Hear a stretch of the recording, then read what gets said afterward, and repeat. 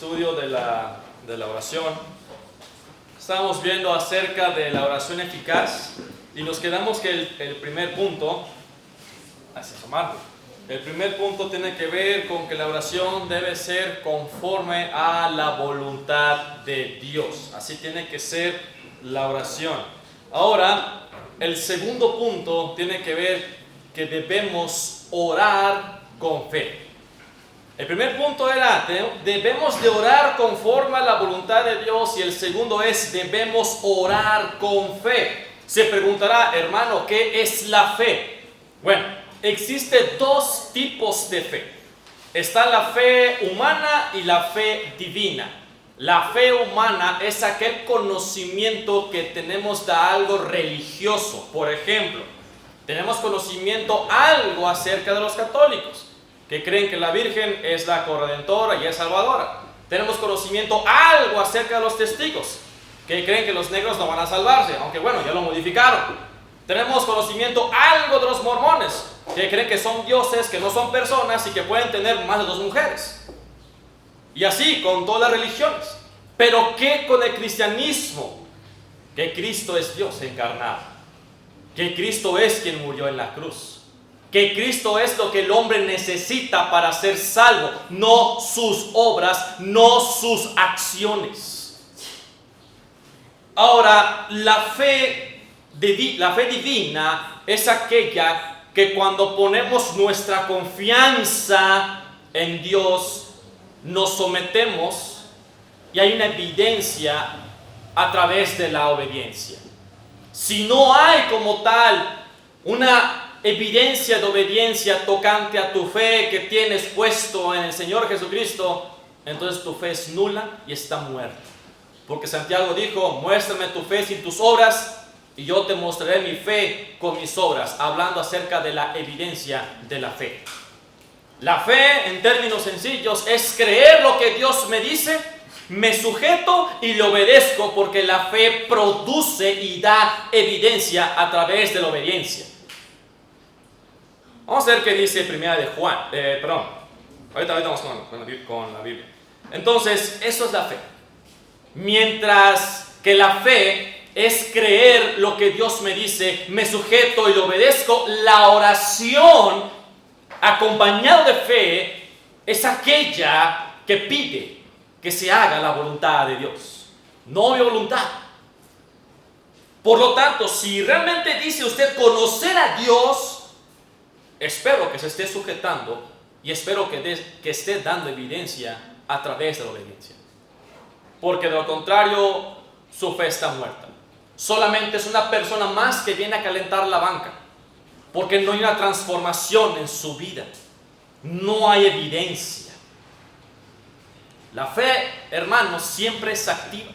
La fe nunca es pasiva. No es aquella que se sienta solamente a recibir y nunca hace nada. No, la fe produce, da evidencia a través de la obediencia. Y lo voy a estar recalcando un montón de veces.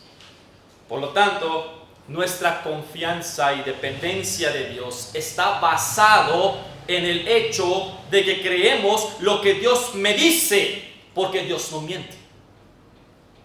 Si usted no está sujetándose y evidenciándolo con obediencia, está demostrando implícitamente, Dios, eres un mentiroso y no te creo y no lo hago.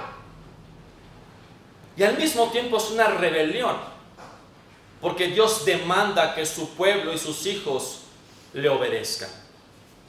Y si usted no le obedece, incurre a rebelión, y mucho cuidado, porque al rey que servimos, al rey que creemos, Él demanda obediencia. Dele gracias a Dios que no está viviendo conforme a los tiempos antiguos del Antiguo Testamento, que con tantita cosa que usted no obedecía se moría en ese momento. Si no me cree, lea todo el Antiguo Testamento. Estamos en un tiempo de mucha gracia. No abuse de la gracia. Se lo digo por experiencia. Yo he cometido muchas atrocidades. Abuso muchas veces de la gracia, que no debería. De los pecadores, como dijo Pablo, soy el primero. Y yo estoy aquí delante de ustedes para confesarlo. que yo no estoy exento de pecar. No abusemos de la gracia, porque hay consecuencias muy grandes que yo quiero que ustedes se eviten para que no se amarguen la vida. Vamos a ver qué dice Hebreos 11.1. Ahora sí, abran sus Biblias, Hebreos 11.1. Hebreos capítulo 11, versículo 1, dice la palabra del Señor: es pues la fe la certeza de lo que se espera, la convicción de lo que no se ve. ¿Y por qué no se ve? Porque cuando Dios hace promesas, Él nunca dijo, te lo voy a dar ahora. Él dijo, lo voy a hacer. ¿Cuándo? No lo sé. Eso depende de Dios, no depende del hombre. Pero cuando Dios dice, esto haré, yo Jehová, dice, tenga por seguro que lo va a cumplir. ¿Cuándo? ¿Cómo? ¿Dónde? No lo sé. Pero Dios lo va a cumplir. Otra cita, Números 23:19. Números 23:19. Números 23:19, la palabra del Señor dice así: Dios no es hombre para que mienta, ni hijo de hombre para que se arrepienta. Él dijo, ¿y no hará? Una pregunta retórica. Por supuesto que Él lo hará. Habló, ¿y no lo ejecutará? Por supuesto que lo va a hacer. Porque Dios no es hombre para que cambie de parecer. La diferencia que tenemos nosotros con los hinduistas tienen más de 3 millones de dioses. Nosotros nada más 1. Mientras que los hinduistas tienen que satisfacer, ofrendar, alabar y un montón de porquerías a los 3 millones de dioses que tienen. Nosotros no hay que satisfacer a nadie porque Cristo ya lo hizo todo por nosotros. Solamente es obedecerlo, porque la obediencia es muestra de amor hacia Dios. Eso es todo. No hay más. Todo ya lo hizo Cristo Jesús. Pero si sigues montándote en tu caballo pensando, es que yo tengo que hacer algo para Dios, no haces nada. Dios no te necesita. Entiende eso, Dios no te necesita. Tú y yo somos los que necesitamos de Dios. Tú no eres un superhéroe, eres un mortal. No eres perfecto, eres pecador y por lo tanto necesitas de Cristo, como yo lo necesito todos los días de mi vida. Yo no quedo exento. Otra cita, Tito, capítulo 1, versículo 2.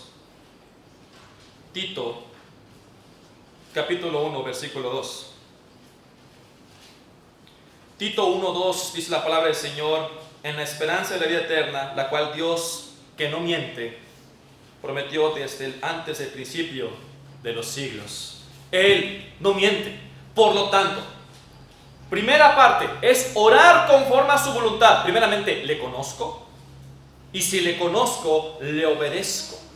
Por lo tanto, cuando yo esté orando con fe, oro pidiendo de acuerdo. Señor, usted dijo que haría esto. Usted lo dijo. Es su palabra, es su honor, soy su hijo. Usted dijo que haría esto. No le pido que lo haga conforme a yo quiera, sino que lo haga conforme a su voluntad para gloria de su nombre. Eso es orar con fe.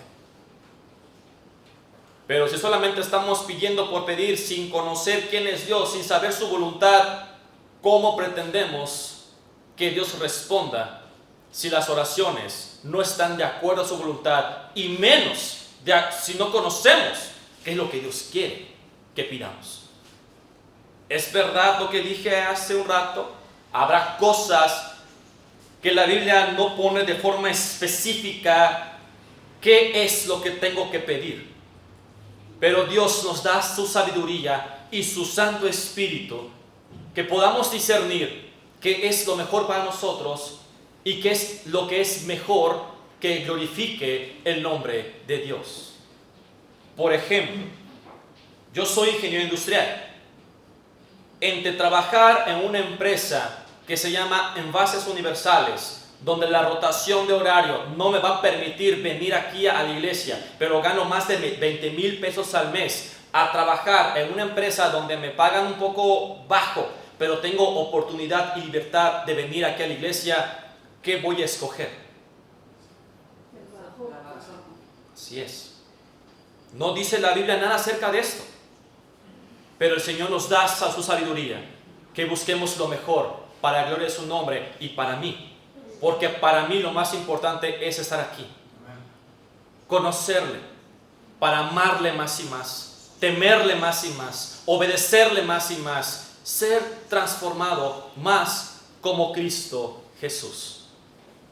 Es un trabajo de día a día, es una lucha, porque nadie está exento, pero tenemos que hacerlo para la gloria de Dios. Tercera cosa, debemos orar estando presentables ante Dios. Y con decir presentable no me estoy refiriendo a la ropa, porque luego hay gente que dice, es que el pastor Jerry nunca predica con traje ni con corbata, es que la hermana Itzel siempre usa pantalones en casa, pero en la iglesia usa falda. ¡Ay, qué hipócrita! No tiene nada que ver con la ropa. ¿Cómo está tu corazón delante de Dios? ¿Cómo está tu vida, tu santidad delante de Dios? Eso es lo presentable. Es bien sabido que la salvación no se pierde. Es verdad, no se pierde la salvación.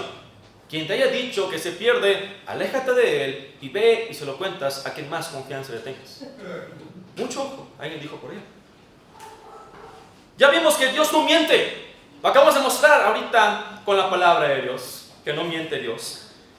Y si Él dice que tenemos vida eterna, créale, tenemos vida eterna por su Hijo. Sin embargo, no debemos presentarnos ante Dios estando sucios, pero no sucios físicamente, sucios del corazón. Siempre debemos presentarnos limpios ante al Santísimo Dios. Los fariseos siempre decían, oye, tus discípulos comen y arrancan las espigas con manos sucias. Y el Señor Jesús dijo, no es lo que entra a la boca lo que contamina al hombre, sino lo que sale del corazón. Observe lo que dijo el salmista, mi hermano, en Salmos 66, 18. Acompáñame. Salmos 66, 18. Salmos 66, 18 dice la palabra del Señor, venid, oíd todos los que teméis a Dios, y cantaré lo que ha hecho de mi alma. Los que teméis. El salmista sabe que la salvación no se pierde por la relación con Dios. Pero la relación con Dios, es afectada por causa del pecado. La salvación no se pierde, pero se afecta tu relación con el Señor. Estorba. Hay estorbos en tu vida. No permitas que esos estorbos en tu vida afecten tu relación con Dios. Vamos a ver igual Proverbios capítulo 15. Proverbios 15. Proverbios capítulo 15, versículos 8 y 9, dice la palabra del Señor: el sacrificio de los impíos es abominación a Jehová. De los impíos, la gente que no cree en Dios, la gente que no se arrodilla ante Dios, la gente que no se sujeta a Dios, la gente que no obedece a Dios, la gente que no tiene a Dios en su corazón. Mas la oración de los rectos es su gozo. Ok, si queremos que Dios se goce de nosotros, ¿cómo está tu corazón? ¿Está recto? Porque acá lo dice, mas la oración de los rectos es su gozo. ¿Quieres que Dios se goce de ti? ¿Quieres que tu Padre, mi Padre, nuestro Padre, se sienta gozoso de ti, de mí, de nosotros? ¿Cómo está tu corazón? ¿Está recto? Porque si no lo está, mejor ponte a cuentas con el Señor. Deja de esperar después. No. Puede que no haya ningún después. Puede que te mueras en ese momento. No seas negligente. No seas rebelde. Dios siempre responde, mis hermanos, a favor de los que están presentables ante Él. Siempre. ¿Y saben por qué? Porque los que están presentables ante Él buscan siempre su rostro. Es decir, buscan su presencia y buscan estar ante su presencia. Mis hermanos, la santidad de Dios produce una de dos cosas. Para los inconversos, la santidad de Dios genera repulsión, odio, me alejo de Él. Por alguna razón, cuando anunciamos el evangelio a los homosexuales de la marcha gay, ellos no quieren escuchar nada, se tapan los oídos y dicen la, porque no quieren escuchar y saber que su pecado, Dios los va a castigar. Pero aquellos que disfrutan, se deleitan en Dios, en obedecerle, su santidad de Dios es tan atrayente como el amanecer. Digo, no sé si alguna persona ha visto el amanecer en una montaña. Es precioso. Diría un hermano, ay hermano, qué romántico me saliste. Pues hermano, hermana, cuando uno conoce a Dios y contempla la creación, obra de sus manos, de sus dedos, uno puede decir, Dios, usted lo hizo. Gloria a su nombre. Esto precioso es porque usted es precioso. Así que la santidad produce una de dos cosas. Si estás en pecado, te alejas de Él, como Adán se alejó de Dios. O te acercas y te deleitas en Él, como David, que decía, mejor es estar en sus atrios, mejor es estar en su casa.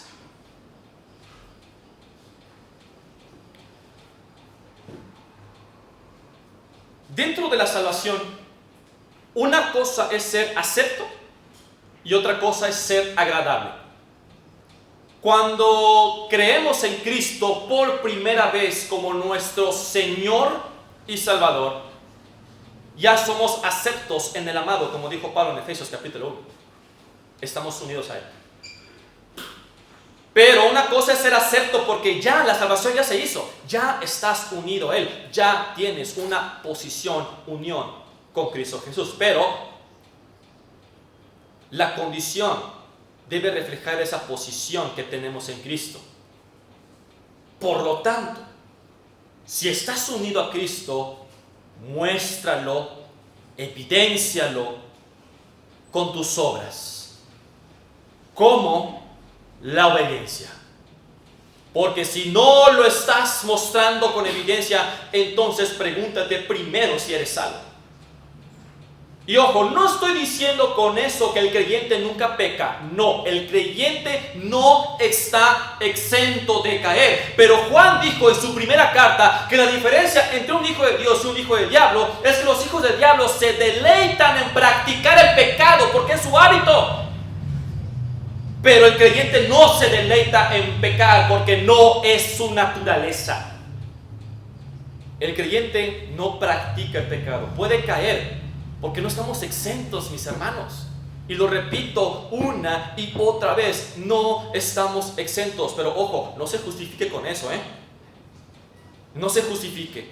Es que como el hermano Víctor dijo que no soy exento, es que caí. Y ahora ya tengo una panza de 5 meses por el pozole que me comí ayer. Y no es pozole. Nadie está exento. Pero no se justifique.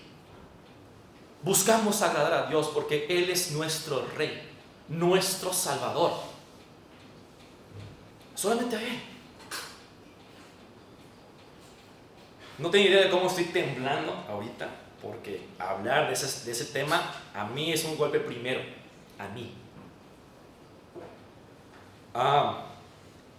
Vamos a 2 de Corintios, capítulo 5, 21. 2 de Corintios, capítulo 5, versículo 21. Segunda a los Corintios, capítulo 5, versículo 21 dice así: al que no conoció pecado, por nosotros lo hizo pecado, para que nosotros fuésemos hechos justicia de Dios en él. Esto habla de nuestra posición delante del Señor. Estoy unido a Cristo. Debo vivir de acuerdo a esa unión que tengo en Cristo Jesús.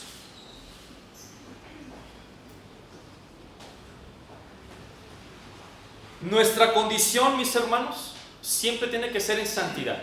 Siempre. Siempre nuestra condición, cómo está hoy mi vida, debe ser en santidad. 1 de Pedro 3:12 siempre debe animarnos a estar presentables ante Dios. Vamos a ver qué dice 1 de Pedro 3:12. 1 de Pedro 3:12. Primera de Pedro, capítulo 3, versículo 12, dice la palabra del Señor, porque los ojos del Señor están sobre ¿quién? Ok, voy a esperar que lleguen a la cita bíblica. Primera de Pedro, capítulo 3, versículo 12, pongan mucha atención. Porque los ojos del Señor están sobre ¿quién? Perfecto, y sus oídos están atentos a sus... Amén. Pero el rostro del Señor está contra aquellos que... Perfecto. Esto debe motivarnos a todos los creyentes a vivir en santidad. Lo dice la Biblia. Dios está sobre los justos. ¿Cómo estás ante Dios? Él pone atención a sus oraciones. ¿Quieres que Dios ponga atención a tu oración y que lo responda? ¿Cómo estás ante Dios? Pero, dice Pedro, pero su rostro, o sea, su presencia, Él mismo, está contra aquellos que hacen el mal. Si estás viviendo mal, si estás viviendo en pecado, arrepiéntete y haz las cosas bien. A Dios nunca le vas a ganar. Si alguien te enseñó que sí puedes, te engañaron. A Dios nunca le vas a ganar. Y menos engañar, porque lo ve todo, lo sabe todo, lo escucha todo, y estamos ante su presencia. No es la presencia de Dios ante mí, yo ante su presencia, porque Dios está en todas partes. El salmista dijo: ¿dónde yo huiré de tu presencia? Porque donde quiera que yo vaya, allí estás tú. ¿A dónde iremos? A lo más alto es tu trono, a lo más bajo aún las tinieblas son luz para ti. Al oriente, de ahí vienes, al occidente, aún así me traerás. Si hay pecado en nuestras vidas, mis hermanos, nuestras oraciones serán un estorbo por causa del pecado. ¿Yo cómo lo sé? Ahí mismo en 1 de Pedro, vea el versículo 7. Versículo 7.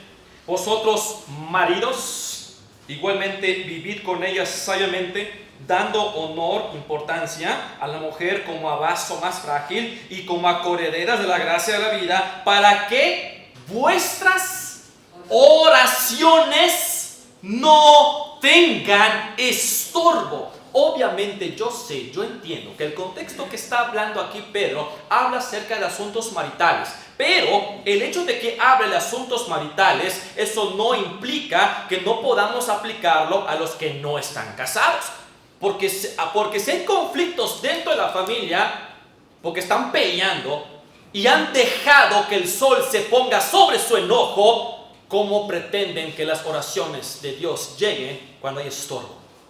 Lo mismo con nosotros, los que no están casados.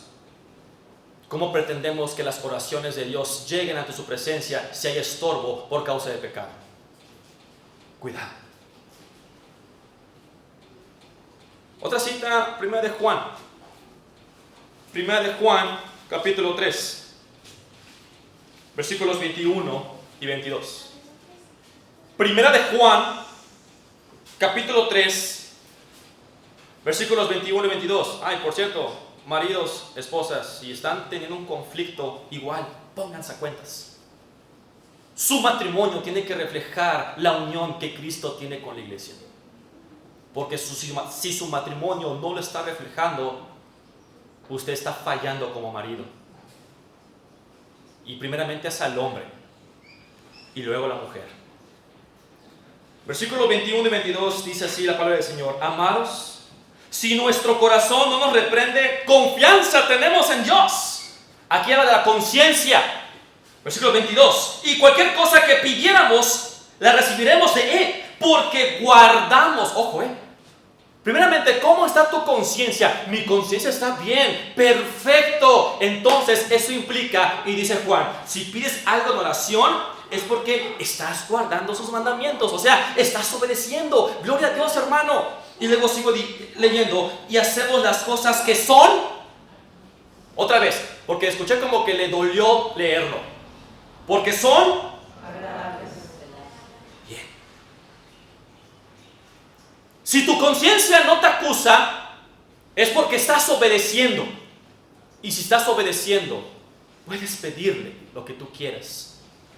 Porque estás en plena comunión con Dios y conoces a Dios y le obedeces. Pero, si tu conciencia te acusa y aún así te atreves a pedir en oración, mejor arrepiéntete. En serio, arrepiéntete.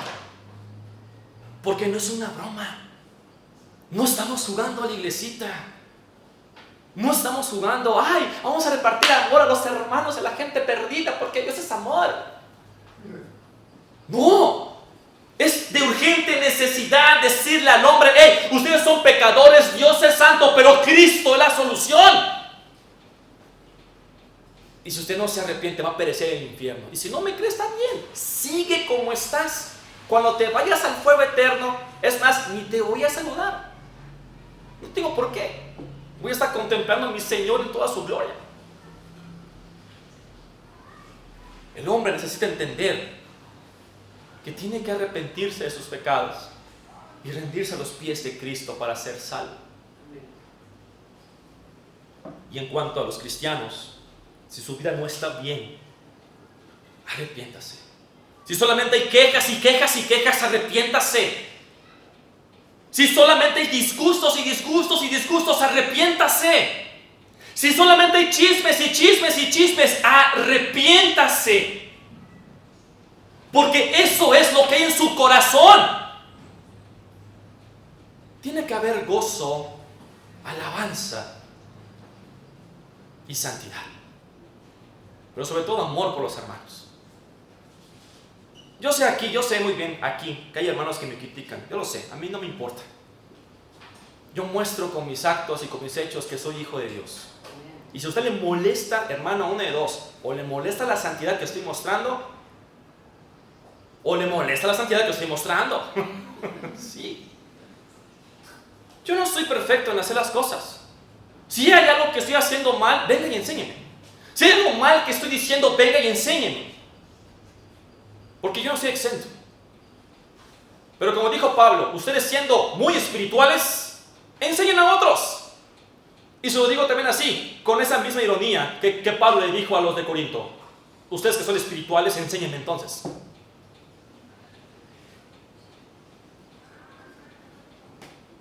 ¿Cómo está su vida ante el Señor, hermano? Tenemos que presentarnos limpios ante Él. Número 4. Debemos, ahora bien, me van a preguntar, hermano, ¿y si no estoy bien delante del Señor? Pasamos al siguiente punto. Confiesa tu pecado. Confiesa tu pecado. Debido a que nuestra obediencia a Dios nunca es perfecta, porque estamos en este cuerpo terrenal asqueroso y corrupto, continuamente dependemos de que Dios perdone nuestros pecados. La confesión de pecados, mis hermanos, siempre es necesaria, siempre. Cuando a mí me toca dirigir miércoles de oración, aunque ya tiene tiempo que no dirijo, si se dan cuenta, yo siempre comienzo con una confesión de pecados. Y luego hay hermanos que dicen, pero ya me arrepentí. ¡Qué bueno, hermano! ¡Qué bueno! Dios te bendiga. Los demás, ¿quién sabe? Deje de pensar en usted mismo y piense en los demás. Sencillo. Si usted lo hizo, qué bueno. Los demás, ¿quién sabe? Yo no sé si en el camino algún hermano estuvo a punto de chocar y le dijo su 10 de mayo a la persona. O le dijo su 21 el tercer domingo de junio a la persona. El que me entendió, me entendió. Hermanos, hay que confesar nuestros pecados siempre, aún los más pequeños, porque eso nos hace ser más sensibles a la santidad de Dios. Aún a los más pequeños, hágalo para que su vida sea más sensible a la santidad de Dios, de tal manera que el pecado le repugne, le duele, le asquee, porque buscamos deleitarnos en la santidad de Dios.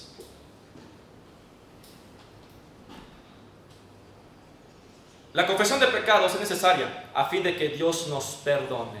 Esto en el sentido de restaurar nuestra relación con Dios. Usted ya es salvo. Eso espera. Alguien dijo una vez, caras vemos, corazón no sabemos. El que conoce los corazones es Dios. Pero si realmente usted es salvo, pero hay algo en su vida que no está bien, arrepiéntase para que su relación con su Señor, su Salvador, se restaure. De lo contrario, no sirve que venga aquí a golpear su pecho como el publicano que lo hizo en Jerusalén. No sirve. Confiesa su pecado como hizo el publicano. Ten misericordia de mí, Señor, porque soy pecador. Vamos a ver qué dice Mateo 6:12. Mateo 6:12. Mateo 6:12. La palabra del Señor dice así: y perdónanos nuestras deudas. Así lo voy a dejar. Luego voy a explicar la siguiente parte. Y perdona nuestras deudas. Dijo David: Señor, perdóname aún los pecados que me son ocultos, dijo David. ¿Por qué? Porque muchas veces, incontables veces, hay cosas que decimos y hacemos que no sabemos o no entendimos. En pocas palabras, lo hacemos por ignorancia muchas veces. Aún eso, ore por aquello. Nadie está exento de pecar. Solamente mi Señor Jesucristo maravilloso es el único que no peca y que no es pecador como nosotros. Pero Él se hizo pecado por nosotros para cargar con la ira el juicio que usted y yo merecíamos. 1 Juan 1:9: si alguno ha pecado, abogado tenemos para con el Padre, a Jesucristo el justo. Salmos 19:12. Vámonos. Salmos 19:12. Salmos 19:12. Repito la cita, Salmos 19:12. La palabra del Señor dice así: ¿quién podrá entender sus propios errores? ¿Quién? Líbrame, como dijo David, de los que me son ocultos. Si hay algo que muchas veces hace por ignorancia o lo hace porque ya pareciera que como que es un hábito, pida al Señor: aún los pecados que yo no me dé cuenta que hago, perdóname, que quiero estar limpio ante usted. Nunca espere el mañana, mis hermanos, para confesar sus pecados, Nunca espere el mañana. En serio, no lo haga. Se lo digo de experiencia. Es horrible. Horrible.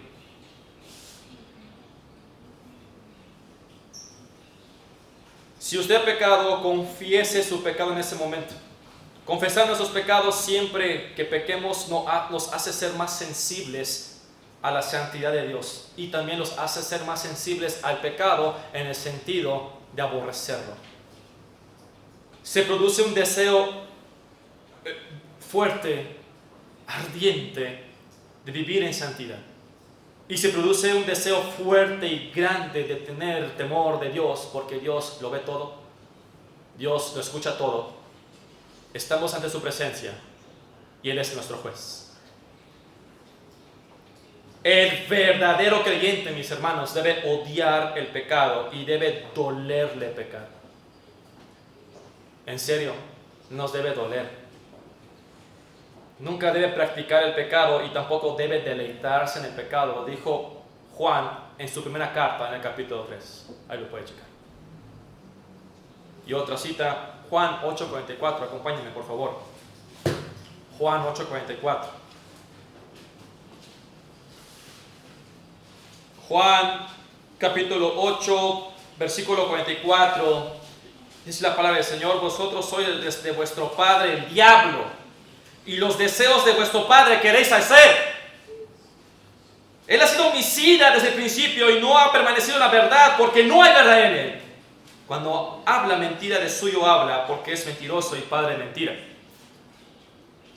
Si usted está continuando pecando y pecando y pecando, usted me está demostrando que usted no es hijo de Dios, es hijo del diablo, porque el hijo del diablo hace las cosas que hace su padre el diablo. ¿Qué es? Los pecados, no voy a decir cuáles, hay un montón. Usted lo sabe. No practiquemos el pecado. Y si hemos pecado, tenemos que arrepentirnos. No espere el mañana.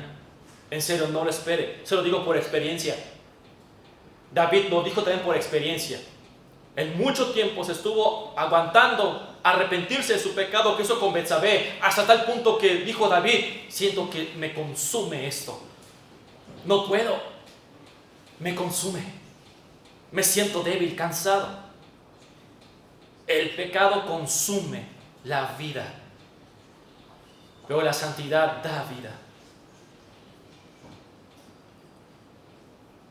Otro punto. Debemos perdonar a otros. Debemos perdonar a otros. Vamos a ver qué dice Mateo 22. Mateo 22, versículo 37-40. Mateo 22, versículos 37 al 40, dice la palabra del Señor. Jesús le dijo: amarás al Señor tu Dios con todo tu corazón y con toda tu alma y con toda tu mente. Este es el primero y grande mandamiento. 39. Y el segundo es semejante: amarás a tu prójimo como a ti mismo. Versículo 40. De estos dos mandamientos depende toda la ley y los profetas. Ok. ¿Por qué leí esta cita bíblica? Se van a preguntar, porque no hablan nada acerca del perdón. Ahí les va. Esta cita de Mateo nos dice dos cosas o razones principales por las cuales debemos de perdonar a otros. Espero haya puesto atención. La primera razón para perdonar a otros. Ok. Deje de estar pensando en el hermano o en la hermana que, ay, lástima que no está aquí el hermano o la hermana para que escuche este mensaje. Saque de su mente esto y enfóquese ahorita. Esto es para usted y para mí, no para los que no están. Enfóquese. La primera razón tiene que ver con Dios, porque perdonar a otros es un mandato y todo mandato divino debe ser obedecido. No es negociación. Es un mandato divino, perdonar a otros. Los mandatos divinos no son negociables. No te creo, hermano. Qué bueno que me lo dijiste o lo estás pensando. Colosenses 3:13. Colosenses 3:13.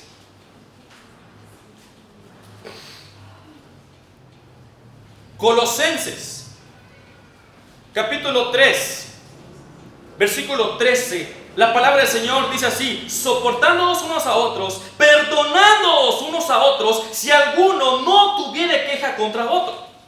De la manera que Cristo os perdonó, así también hacedlo. Hacedlo vosotros. Su mandato. Otra cita bíblica, Efesios 4:32. Efesios 4:32.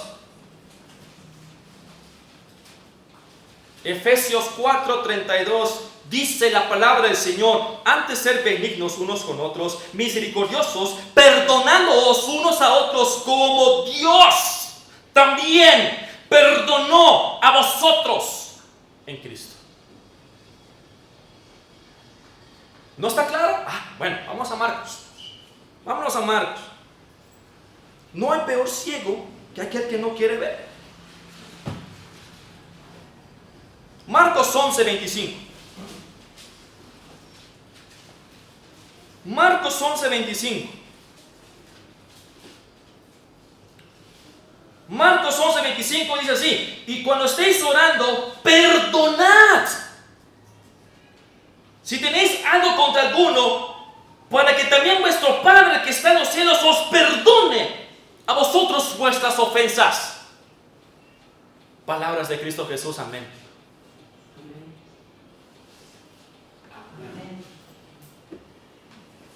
Mateo 6:12.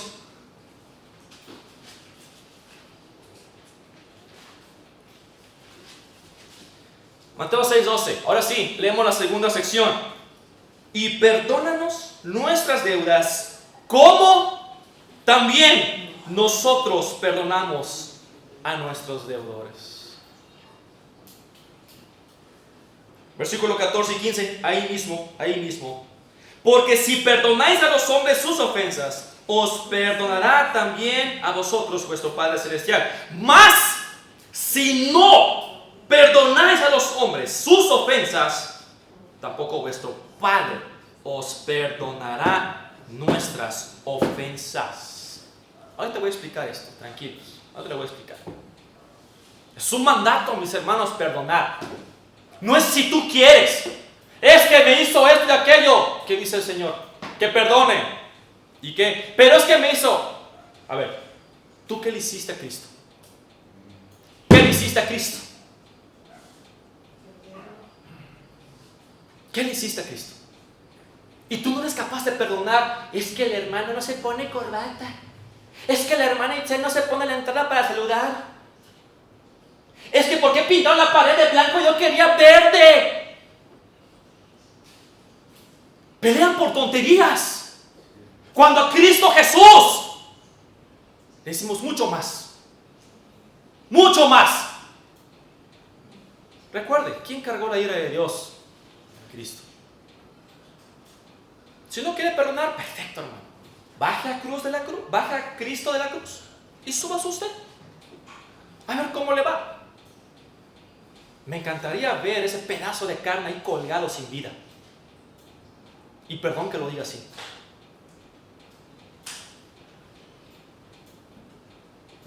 La segunda razón para perdonar a otros tiene que ver con nuestro prójimo.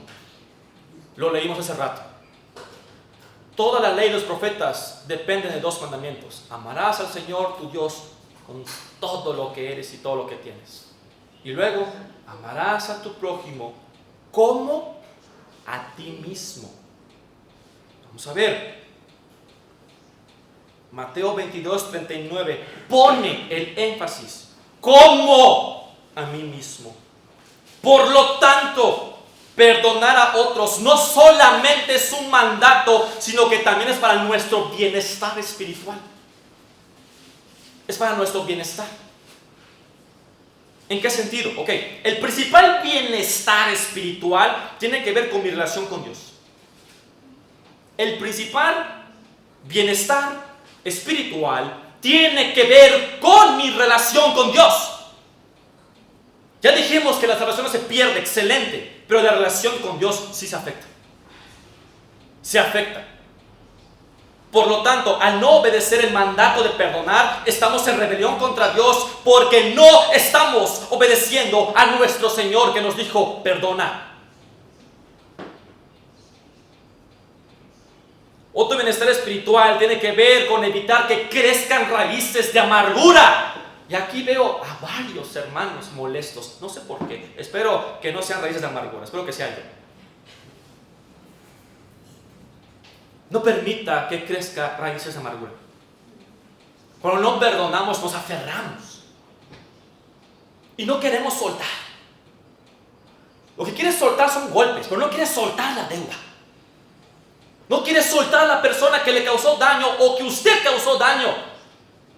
Hermano, no tiene idea de cuántas personas han hecho daño. Pero no se trata de que, ay, pobre Víctor. No, no soy yo, es Cristo. No soy yo, es Cristo. Él fue que realmente sufrió todo. Por mi causa, por su causa, por nuestra causa. Vamos a ver qué dice Efesios 4:25, 32. Efesios 4:25, 32. La palabra del Señor dice así. Repito la cita. Efesios capítulo 4, versículos 25 al 32. Dice así la palabra del Señor. Por lo cual, desechando la mentira, hablad verdad cada uno con su prójimo, porque somos miembros los unos de los otros. Airaos, pero no pequéis. No se ponga el sol sobre vuestro enojo, ni deis lugar al diablo. El que hurtaba, no hurte más, sino trabaje, haciendo con sus manos lo que es bueno, para que tenga que compartir con el que padece necesidad. Sigo leyendo. Ninguna palabra corrompida salga de vuestra boca, sino la que sea buena para la necesaria edificación, a fin de dar gracia a los oyentes. Y no contristáis al Espíritu Santo de Dios, con el cual ustedes fueron sellados para el día de la redención. Quítese de vosotros toda amargura, todo enojo, toda ira, toda gritería, toda maledicencia, toda malicia. Antes sed benignos unos con otros, misericordiosos, perdonándoos unos a otros, como Dios también os perdonó a vosotros en Cristo. ¿Lo entendió o quiere que lo leamos otra vez? Si no, arranque la página y póngala en su refrigerador. No todos pueden hacerlo. Todo depende de la madurez. Y todo depende de que hayas entendido la gracia de Dios.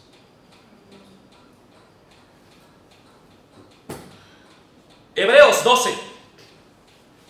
Hebreos 12. Versículos 14 y 15. Hebreos 12. Versículos 14 y 15. Seguid la paz con todos y la santidad, sin la cual nadie verá al Señor. Ahí está, la santidad. Otra vez. Mirad bien, no sea que alguno deje de alcanzar la gracia de Dios, que brotando alguna raíz de amargura os estorbe, y por ella muchos sean contaminados. Mi hermana preciosa, sierva del Señor, que el Señor Jesucristo le dio todo por ti. Ustedes que son más emocionales, si alguien te hizo algo, perdona, así como Cristo te perdonó. Hermanos varones, pues los varones somos más fáciles de perdonar. No hay ningún problema. Unas palmaditas, un puñito y listo, no pasó nada. Pero hermanas, no se aferren. No permita que la raíz de amargura crezca en su corazón. Muestra a Cristo en su vida. Como dijo un famoso poeta, lo pasado pasado. Enfóquese en el hoy. Enfóquese en Cristo. Enfóquese en la obra de Cristo. Y recuerde todo lo que usted le causó a Cristo, para que pueda perdonar a otros por amor a Cristo. Otro bienestar espiritual tiene que ver en cómo están nuestros términos con el prójimo. Que estemos en buenos términos con él. Vamos a ver qué dice Romanos 12:18. Romanos 12:18. Romanos 12:18. Pongan mucha atención a lo que dijo Pablo, y es una tremenda recomendación. Dijo: si es posible, en cuanto dependa de vosotros, estad en paz con todos los hombres. Yo sé, yo entiendo que al perdonar, muchas veces la relación que había antes se afecta y ya no es lo mismo. Lo entiendo. Dijo Pablo: si es posible, estate en paz con los hombres. Si es posible. Y dijo Pablo: si es posible, porque los incrédulos es difícil, que, mejor dicho, es imposible para ellos, porque no tienen a Cristo, que haya buenos términos con nosotros, que somos creyentes. Entre creyentes no debería haber eso. Lamentablemente ocurre. ¿Por qué? Porque seguimos siendo pecadores. Por esa razón. Qué precioso, qué ideal. Hubo una discusión, un desacuerdo, un problema, nos perdonamos, perfecto, como si nada, sí, y nos abrazamos. Y ya. Y ya. Deje de amargarse. Deje de estar recordando. Es que fulano, es que sotano, es que esto, es que aquello. Entonces no es perdonado. Y ojo, perdonar no es olvidar. Perdonar no es olvidar. Simplemente es no estar tocando de nuevo la deuda. Libéralo, suéltalo. Deja de aferrarte a las espinas. Pero bueno, el que tiene oídos, que oiga.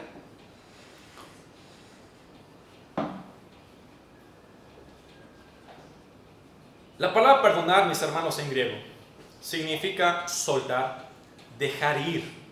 liberar, como liberan a Will. Por lo tanto, perdonar no significa olvidar, significa quitar la culpa, quita la deuda, ya. Luego hay hermanos que se la pasan llorando porque tienen una deuda con Coppel. Pues te comportas como Coppel, porque es allá, como cuchito de palo. Si realmente hemos perdonado, no echemos en cara la deuda. Yo te perdoné, ¿eh? No, pues gracias. O como una persona muy conocedora de la Biblia dijo una vez, es que yo perdoné, pero amo de lejos.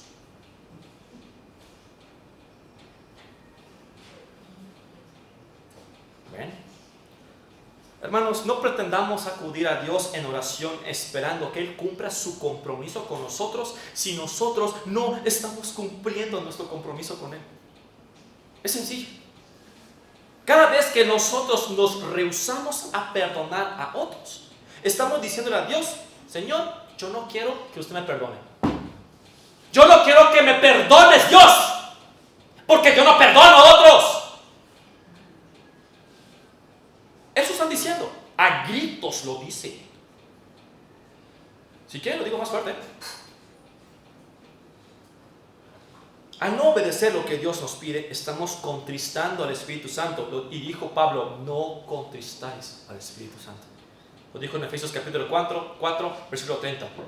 Mientras el pecado no sea perdonado, su relación con Dios no va a ser restaurada. Sencillo. Y por ende, la oración será estorbada, como dijo Pedro. Al no perdonar, estamos actuando de una manera que no agrada a Dios en absoluto. Ay, yo quiero agradar a Dios, quiero ser misionero, quiero ser pastor, quiero ser evangelista, quiero servir limpiando el templo. Pero no perdona a la hermana que me miró mala gana. Pero no perdona al pastor que no fue a visitarme. Pero no perdona al hermano que se llevó el frijol cuando yo quería queso. Aunque usted diga, aunque usted se ría, son ejemplos verídicos, ¿eh? ¿En serio? Hasta por un queso, hasta por un frijol. O sea, se escuchó el rugido de tripas hasta aquí. Por lo tanto, mis hermanos, al no estar perdonando, no es agradable a Dios y no hay bienestar en nosotros. ¿Quieres bienestar? Suelta. ¿Quieres estar bien con Dios? Suelta. ¿Quieres estar bien con los hombres? Suelta. ¿De qué te sirve amargarte? ¿De qué?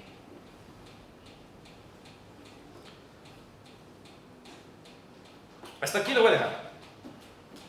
Espero haya hablado palabra.